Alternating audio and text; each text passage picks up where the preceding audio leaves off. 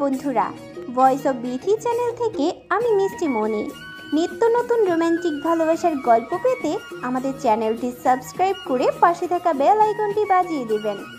Like এবং comment share করতে ভুলবেন না। ধন্যবাদ।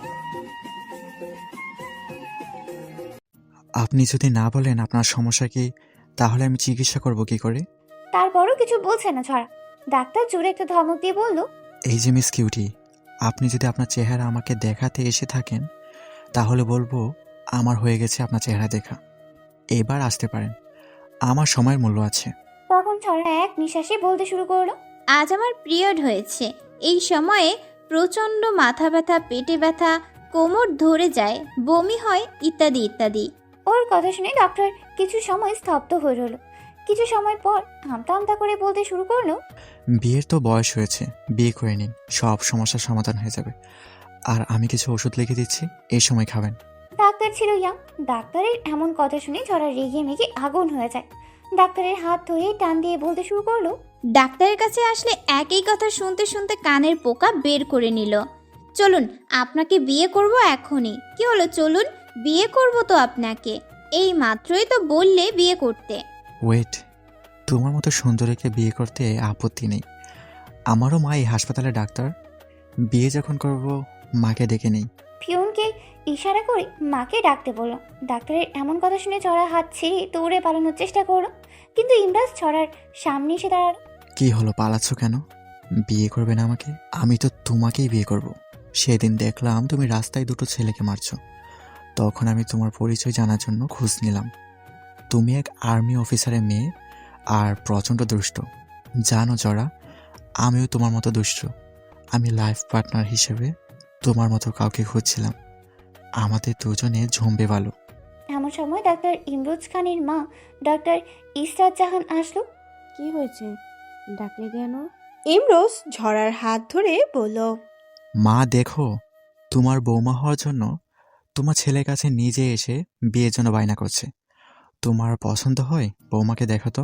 তোর যে গার্লফ্রেন্ড আছে তো কোনোদিন আমাকে বলিসনি? মাশাআল্লাহ, অনেক সুন্দরী, আমার পছন্দ হয়েছে।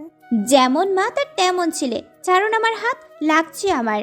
রাক্ষস হুতুম হুতুম, তুতান ফিতনা, শয়তানের খালা, জাকালার জামাই, গোবরে পোকা, কেচো বিটকেল।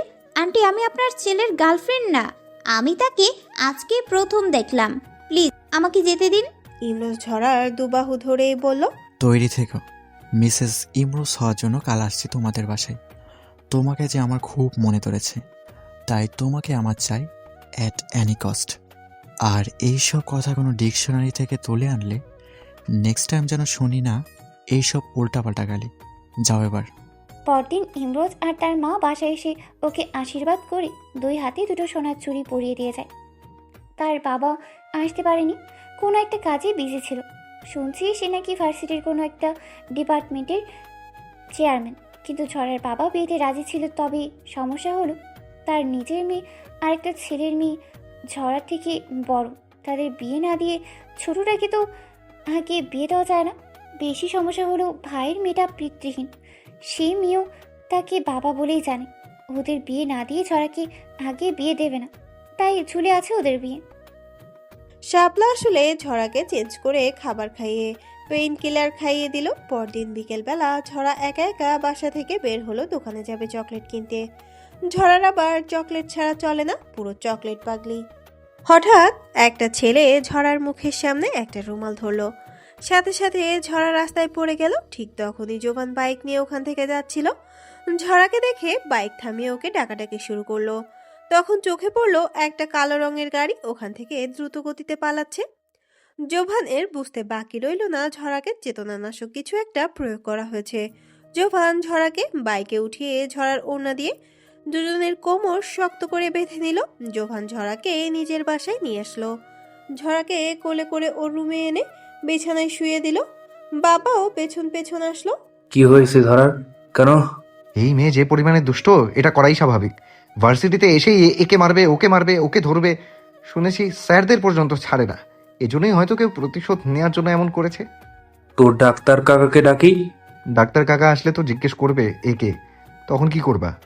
সত্যিটা বলবো তোর গার্লফ্রেন্ড? বাবা, ও আমার গার্লফ্রেন্ড না। তাহলে ও বিপদে পড়েছে, তুই কেন তুলে আনলি? তোর সাথেও তো অনেক দুষ্টুমি করেছে। বাবা, তুমি এসব কি বলছো? একটা মেয়ে বিপদে পড়েছে, এখন তাকে সাহায্য করবো না, তাতে আমার গার্লফ্রেন্ড হতে হবে? জোভানের বাবা আর কিছু না বলে ডক্টরকে ফোন করলো। এদিকে যে ছেলেটা মুখে রুমাল ধরেছিল সে তার বসকে ফোন করে বলল, বস, আমরা লরাকে তুলতে পারিনি, তার আগে ওর বয়ফ্রেন্ড এসে তুলে নিয়ে গেছে। ড্যাম হাট, তোদের দ্বারা কিচ্ছু হবে না। এই মালটাকে তো আমার চাই। পরের বার আর ভুল হবে না। ডক্টর আসলো, ঝরাকে দেখে একটা ইনজেকশন দিল। নাজমুল, মেয়েটা কে? আমার গুণধর ছেলের গার্লফ্রেন্ড। ও আচ্ছা, আমি ইঞ্জেকশন দিয়ে দিচ্ছি, জ্ঞান ফিরতে সময় লাগবে। ছেলেকে এবার বিয়ে দিয়ে দে। বৌমা মাশাল্লাহ বেশ সুন্দর হবে, খেয়াল রাখিস। আসি তাহলে। ডক্টর চলে গেলে জোভান বাবাকে বলল, বাবা, তুমি মিথ্যে কেন বললে? কতবার বলবো ও আমার গার্লফ্রেন্ড না? তাহলে আমি কি বলতাম? তোর ডাক্তার কাকা তো তাহলে আমি কি বলতাম? তোর ডাক্তার কাকা তো সব জানে আমাদের ফ্যামিলির ব্যাপারে। বাদ দে, মেয়েটার জ্ঞান ফিরলে বাসায় দিয়ে আসিস। আমার সম্মানের 12টা বাজাতে তোমার খুব ভালো লাগে, তাই তো? রাত হয়ে গেল কিন্তু ঝরার জ্ঞান আসছে না। এদিকে পাতা ফুল শাপলার টেনশন হচ্ছে, কেন মেয়েটা বাড়ি ফিরছে না, ফোনটাও নিয়ে যায়নি। পাতা, তুই সবসময় মেয়েটার সাথে খারাপ ব্যবহার করিস। দেখ, হয়তো রাগ করে কোথাও চলে গেছে। দেখ ফুল, আমি কি আজ ওকে কিছু বলিনি? ফুল মনে মনে বলল, ঝড়ার বড় ধরনের কোনো বিপদ হয়নি তো? রাত 11টার সময় ঝরার জ্ঞান আসলো। জোবানকে পাশে বসা দেখে চমকে উঠল। আপনি এখানে? আমার রুমে আমি থাকবো না তো কে থাকবে? আপনি আমার রুমে আসলেন কি করে? আপনার মতলব কি? খারাপ মতলবে আসেননি তো আবার? মানে কি? আর উনি কে? উনি হলেন আমার বাবা। আর বিকেলের কথা একটু মনে করে দেখো। ঝরার বিকেলের কথা মনে পড়তে জোভানকে জড়িয়ে ধরলো আর কান্না করা শুরু করলো। জোভানের বাবা পকেট থেকে ফোন বের করে কয়েকটা পিক তুলে নিল, মনে মনে বলল, পরবর্তীতে কাজে আসবে পিকগুলো। কি হলো, কাঁদছো কেন?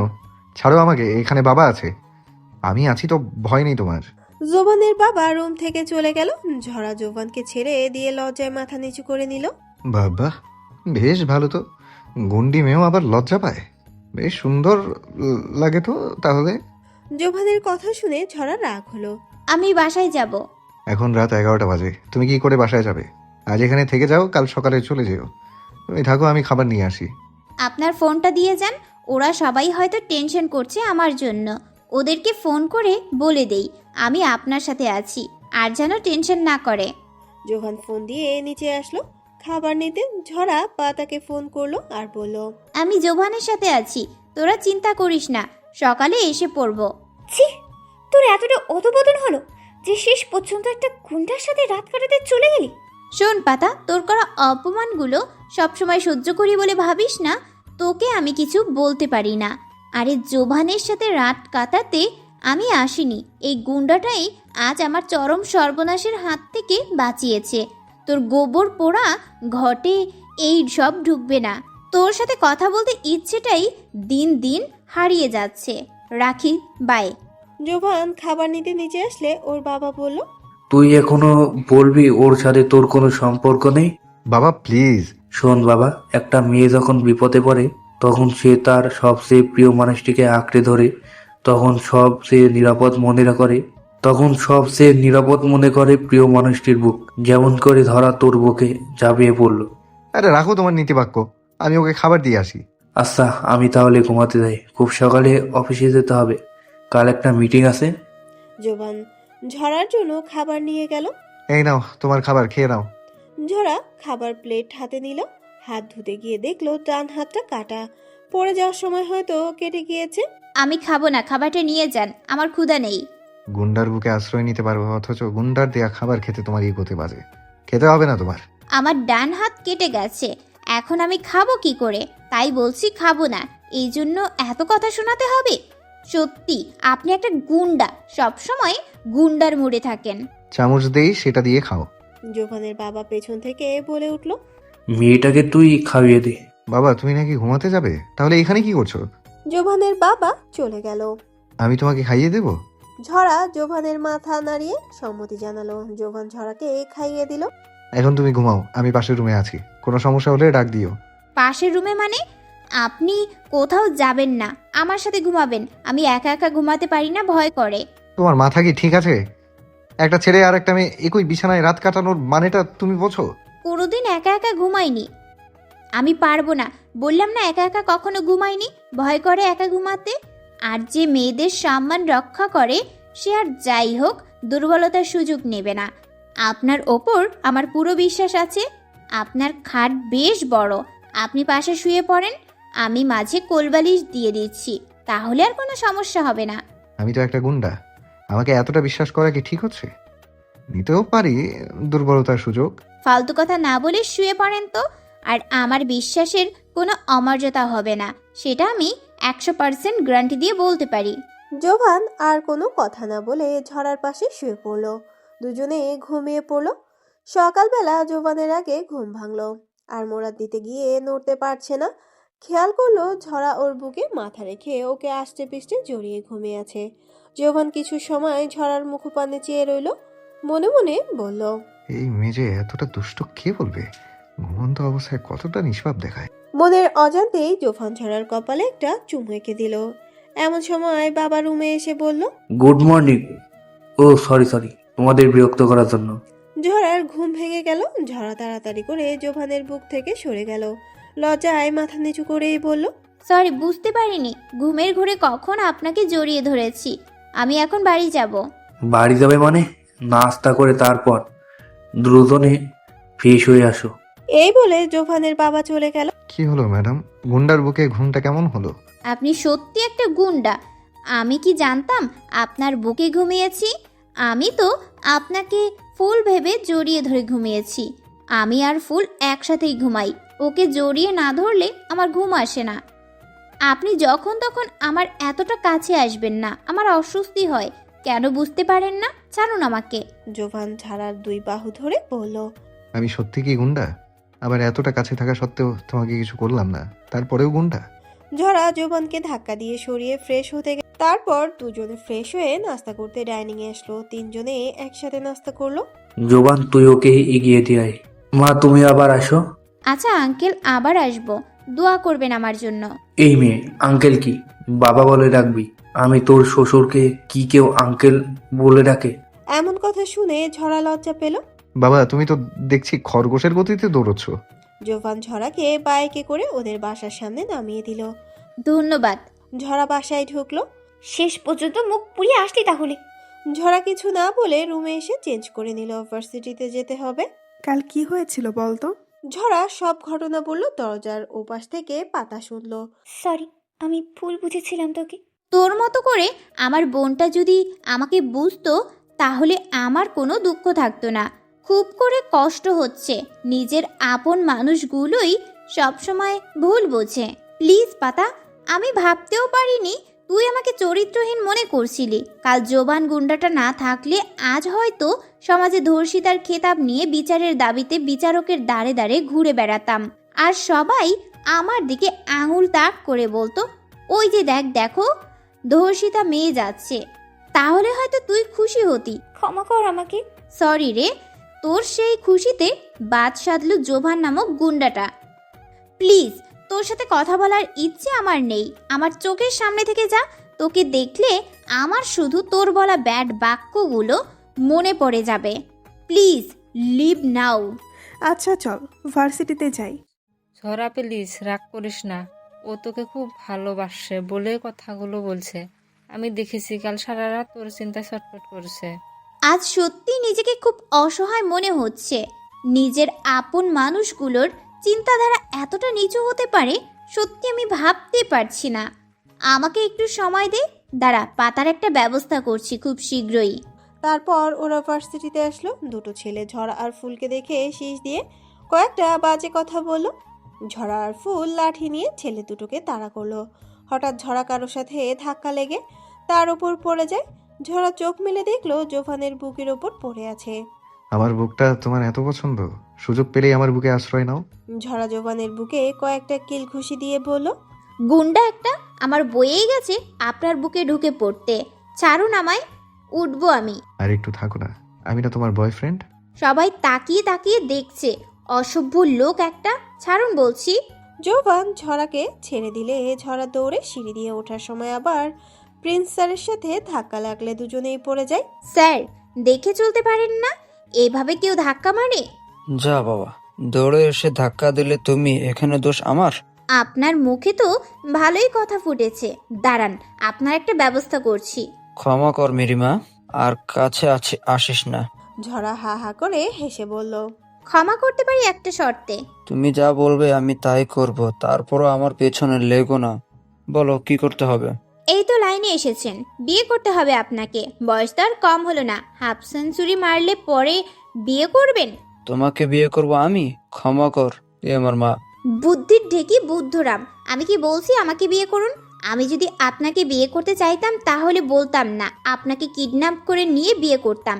পাতাকে বিয়ে করতে হবে, সে আপনাদের সোসাইটিতে যোগ্য। এই নিন ওর বাবার ভিজিটিং কার্ড। বাড়ি গিয়ে আপনার বাবার সাথে কথা বলে প্রস্তাব পাঠাবেন। এর যদি অন্যথা হয় না, তাহলে আপনার খবর আছে, তুলে নিয়ে গিয়ে সোজা পাতার সাথে বিয়ে পড়িয়ে দিব। কিন্তু আমি তো পাতার মুখটাই কোনোদিন দেখিনি।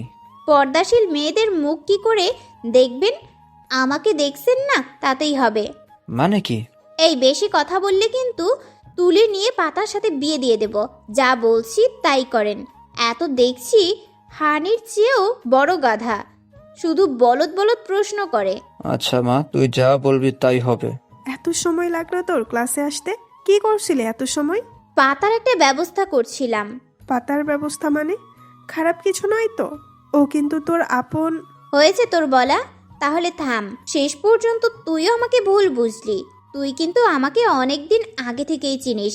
ভার্সিটিতে কিন্তু আমাদের প্রথম পরিচয় হয়নি। সরি, ক্ষমা কর। শোন, এতদিন ভার্সিটির অনুষ্ঠানের জন্য ক্লাস ঠিক মতো হয়নি। আজ শান্ত স্যারের প্রথম ক্লাস, কিছু ভেবেছিস? আচ্ছা, সব আমাকে ভাবতে হবে কেন? আজ যা করার তুই করবি। এই দেখ, এটা কি? চল চেয়ারে লাগিয়ে আসি। চল তাড়াতাড়ি, এক্ষুনি এসে যাবে। ওরা দুজনে চেয়ারে সুপার গ্লু লাগাচ্ছে। সাথে সাথে স্যারও আসলো, এসে চেয়ারে বসলো। একটু পর স্যার যখন উঠতে যাবে কিন্তু উঠতে পারছে না। এদিকে ঝরার ফুল মুখ চেপে হাসছে। স্যার জোরাজোরি করে উঠতে গিয়ে প্যান্ট ছিঁড়ে যায়। শান্ত উঠে বই দিয়ে ভেতরটা রেখে অফিস কক্ষে এসে সোফায় বসে পড়লো। ঝরার ফুল লুঙ্গি ডান্স শুরু করেছে, সাথে যোগ দিল আরো কিছু ওদের সহপাঠীরা। শান্ত স্যার আপনাকে কি করে ওয়েলকাম করলো? আর কোয়েন না, আমার প্যান্ট ছিঁড়ে দিল গলি দুটোই। আজ পাপড়ি আসছে জয়েন করতে। সবার হাসাহাসি শুনে জিজ্ঞাসা করলো, কি হয়েছে? জিনিয়া সবটা বললো। তাহলে এদের তো দেখতেই হয়, একটু ডাকুন তো কেউ। পিয়ন ছেলেটা শান্তর জন্য প্যান্ট আনতে গেল, তাই জয় স্যার ক্লাসরুমে এসে বলল, ঝরা ম্যাম, ফুল ম্যাম আসুন আমার সাথে। ঝরার ফুল দুজনের দিকে তাকিয়ে বলল, আবার কি হলো? তারপর তারা অফিস কক্ষে আসলো। ঝরা পাপড়িকে দেখে জড়িয়ে ধরে বলল, আরে আপি, তুই এখানে? এই পাজি, আমি বাড়ি গিয়ে তোদের কতবার ফোন করে গেলি না কেন? আমি তোদের নতুন প্রফেসর। তাহলে তুই আমাদের নতুন প্রফেসর? ভালোই হলো। গুরু শিষ্য এক জায়গায় না থাকলে ব্যাপারটা ঠিক জমে না। তুই থাকবি কোথায়? কেন? তোদের সাথে আসার সময় তোদের ঠিকানা নিয়ে এসেছি। আমি তো আর জানতাম না তোরা এই ভার্সিটিতে পড়িস। হয়ে গেল, এরা দুজন গুরু শিষ্য, এবার 16 কলা পূর্ণ। ঝরা যদি হয় শিষ্য, তাহলে গুরু না জানি কি। ও মা বাঁচাও, তোমার ছেলে আর তোমার কোলে মনে হয় ফিরবে না। এ বাদর, তুই ভার্সিটিতে এসে এসব কি শুরু করেছিস? আপি, কান ছাড়, লাগছে তো। আমার কানের উপর কেন পড়েছিস? আর করবি না এসব। এবার কিন্তু তোর পালা, ছেড়ে দে বলছি। তাহলে তুই গুরু মারার শিষ্য হতে চাও? তোমরা দুজন কি বোন? আমরা দুইজন চাচাতো বোন। এমন সময় ডক্টর ইমরোজ অফিস কক্ষে আসলো। ডক্টর ইমরোজের বাবা হলো চেয়ারম্যান স্যার। বাবা ছেলেকে ফোন করে ডেকেছে ঝরার কাহিনী শোনাতে। ঝরা আর পাপড়ি দুজনেই ডক্টর ইমরোজকে দেখে চমকে উঠল। আপি, আমি এখন ক্লাসে যাই, পরে কথা বলবো। পাপড়ির চমকানোটা পরে বলবো। ঝরা যাওয়ার সময় ইমরোজ ওর হাত ধরে বলল, কই যাও আমার ময়না পাখি? এতগুলো স্যারের সামনে আপনি আমার হাত কেন ধরলেন? লজ্জা নেই আপনার? আমার হাত ছাড়ুন বলছি, আমি ক্লাসে যাব, ক্লাস শুরু হয়ে যাবে। ইমরোজ ঝরার বাহু চেপে ধরে বলল, তোমার বিয়ে ঠিক হওয়া সত্ত্বেও বাসিটির একটা গুন্ডা ছেলের সাথে প্রেম করে বেড়াও। তাতে তোমার লজ্জা করে না? বাবা, 7 দিনের মধ্যে বিয়ের ব্যবস্থা করো। ওর বাবার সাথে কথা বলো। তোমাকে ভালোবাসি বলে ভেবো না তোমার সব অন্যায় মেনে নেব। সব কিছু মাথা থেকে জেরে ফেলে শারীরিক ও মানসিকভাবে প্রস্তুতি নাও বিয়ের জন্য। ছাড়ুন আমাকে, আমার খুব লাগছে। লাগুক, আমারও খুব লেগেছে যখন শুনলাম তুমি একটা গুন্ডার সাথে প্রেম করে বেড়াচ্ছ। ঝরা ইমরোজকে জোরে একটা ধাক্কা দিয়ে দৌড়ে পালিয়ে গেল। সালাম আলাইকুম। হ্যালো বন্ধুরা, কেমন আছো তোমরা সবাই? আশা করছি তোমরা সবাই ভালো আছো, সুস্থ আছো। রোহিত, ভয়েস অফ বিতি চ্যানেলের পক্ষ থেকে এডিটর। গল্পটি কেমন লাগলো অবশ্যই কমেন্ট করে জানাবেন। এই যে বন্ধুরা, ভয়েস অফ বিতি চ্যানেলে যদি নতুন হয়ে থাকেন তাহলে প্লিজ সাবস্ক্রাইব করে বেল আইকন বাজিয়ে রাখুন, যাতে আপনাদের পরবর্তী গল্পের নোটিফিকেশন সবার আগে আপনি পান।